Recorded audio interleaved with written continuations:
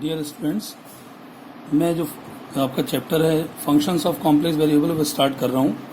तो इंट्रोडक्शन जो complex variable है वो z से डिफाइन होगा, z is equals to x plus i Y.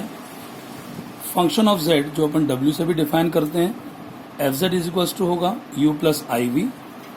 u और v function of x y है, इसलिए अपन ने उसको मेंशन किया हुआ है।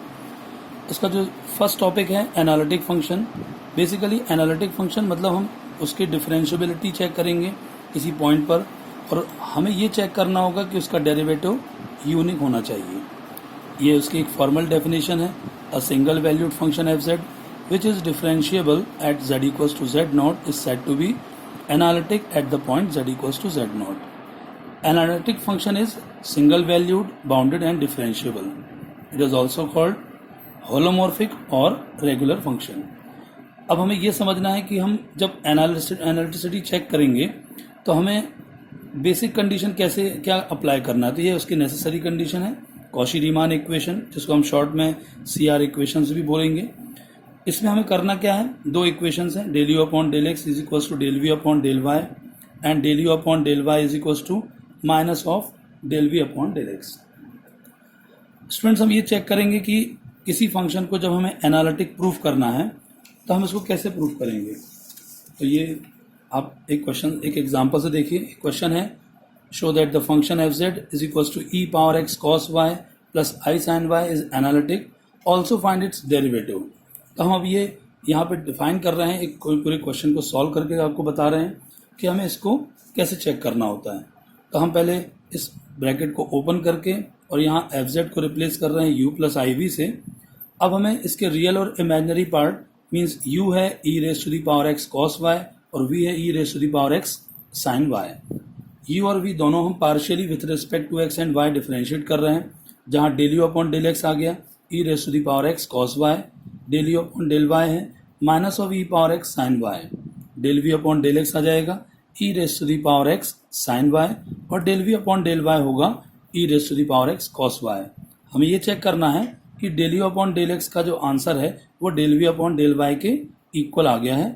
अब ये भी चेक करना है कि del u upon del y का answer minus of del v upon del x के इक्वल आना चाहिए।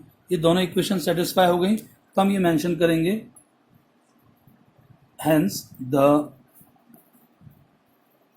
Given function is analytic. एक चीज इसमें और डिफाइन करने को बोली गई है, इसका फंक्शन का डेरिवेटिव। चलिए अब ये भी आप जान लीजिए, किसी फंक्शन का यदि डेरिवेटिव हमें प्रूफ करने को बोला जाता है तो हम इसको कैसे करेंगे। इसका एक फॉर्मूला है, f dash z is equals to del u upon del x plus i del v upon del x.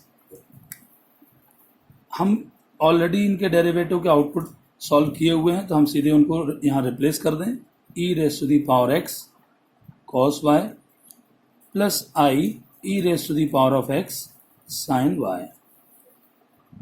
E power x common निकाल लीजिए, cos y plus i sine y.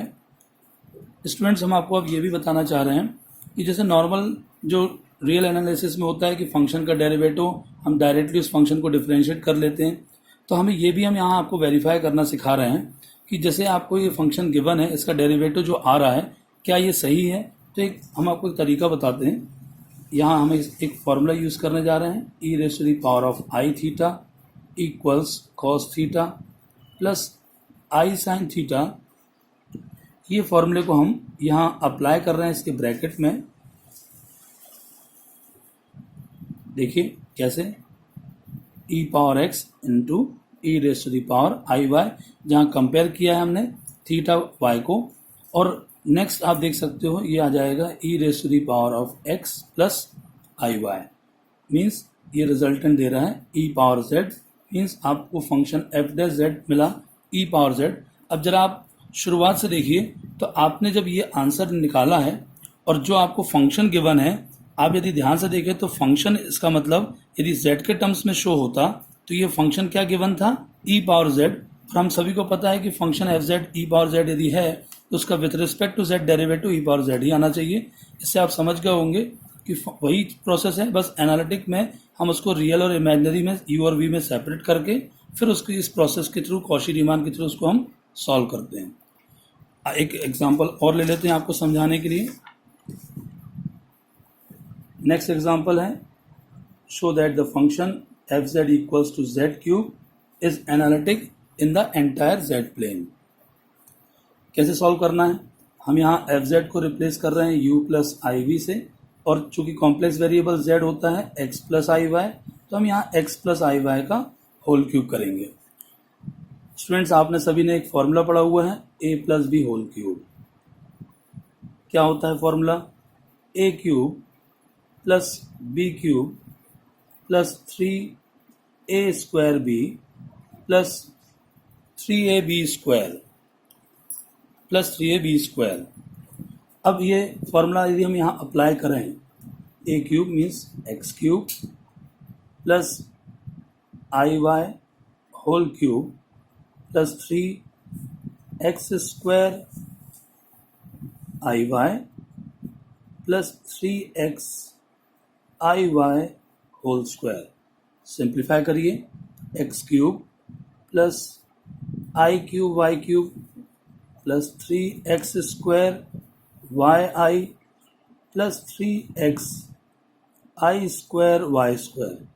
Students, आप सभी ने पढ़ा हुआ है आई स्क्वायर इक्वल्स टू -1। हम यहाँ उसको अप्लाई कर दें, यदि आई स्क्वायर -1 है तो आई क्यूब इक्वल्स क्या होगा, -i। इस तरीके से x cube minus of i y cube plus 3x square y i minus of 3x y square.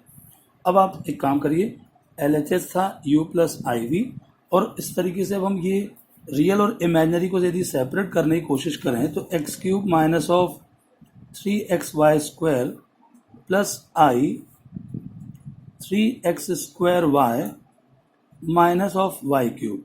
अब आप इसको कंपेयर कर सकते हैं, इसका रियल पार्ट u इक्वल आ रहा है x cube minus 3x y square, और v की वैल्यू आ रही है 3x square y minus y cube. अब आपका रियल और इमेजिनरी सेपरेट हो चुका है, उसको पार्शियली डिफरेंशिएट करें।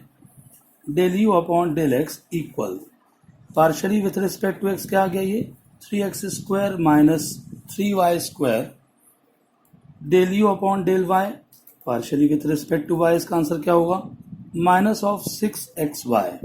आगे देखिए, del v upon del x, del v upon del x में क्या होगा, ये 6xy। Next del v upon del y, तो del v upon del Y की वैल्यू क्या आएगी, 3x square minus of 3y square. अब आप इसके आउटपुट से चेक करिए कि आपको del u upon del x का answer del v upon del y के आंसर के इक्वल मिल रहा है। नेक्स्ट आपको नेक्स्ट इक्वेशन चेक करना है, del u upon del y का answer minus of del v upon del x के आंसर के इक्वल मिल रहा है।